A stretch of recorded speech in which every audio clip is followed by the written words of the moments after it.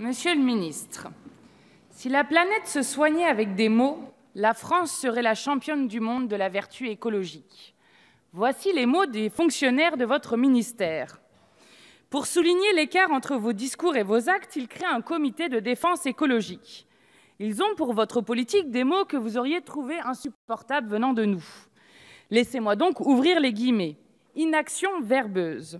J'espère que les mots de vos fonctionnaires attachés à la cause écologique et dépourvus de moyens de mettre en cause une réelle politique écologiste vous feront réfléchir.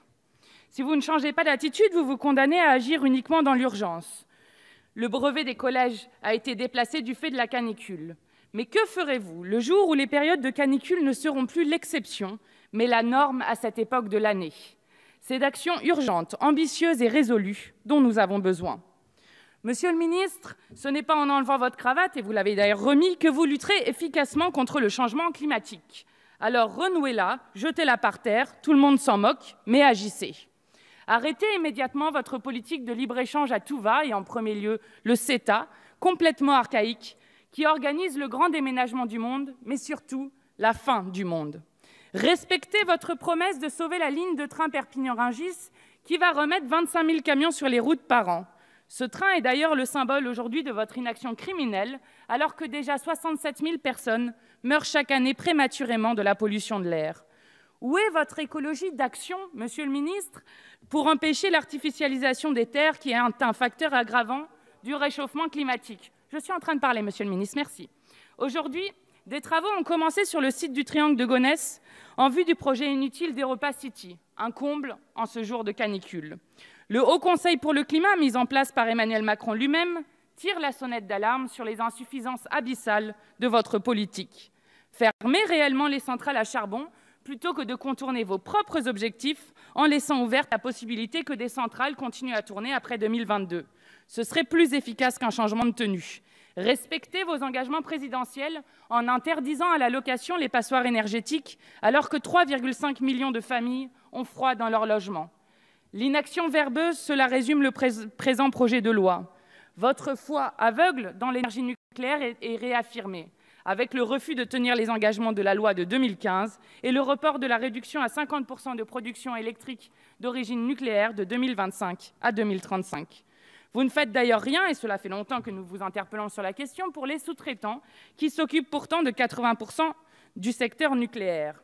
La semaine dernière, une pierre s'ajoute encore à l'édifice de la folie nucléariste. Le désastre de l'EPR se poursuit avec les soudures défectueuses. Le mythe du nucléaire pas cher et efficace s'effondre. 10 ans de retard et plus de 7 milliards de surcoûts. L'énergie nucléaire est une énergie du passé. Vous en étiez d'ailleurs convaincu vous-même, monsieur le ministre, qui souhaitiez, il y a à peine 3 ans, sortir de cette énergie à l'horizon 2050.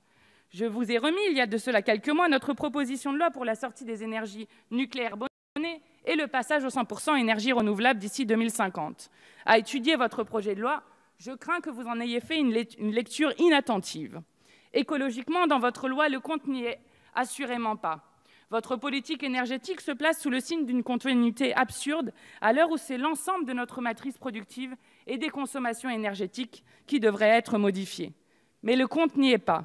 Vous avez salué, monsieur le ministre, un amendement adoptant l'état d'urgence écologique et climatique. Nous sommes heureux que vous vous réjouissiez de l'inscription dans la loi d'une proposition que nous avons faite il y a plus d'un mois, relayant ainsi une demande du mouvement des jeunes pour le climat. Vous nous avez rejoints sur les mots, mais aucune trace d'une politique ambitieuse de planification écologique. Sans mesures supplémentaires, la France sera 11 points en deçà de son objectif de réduction des émissions de gaz à effet de serre d'ici 2030.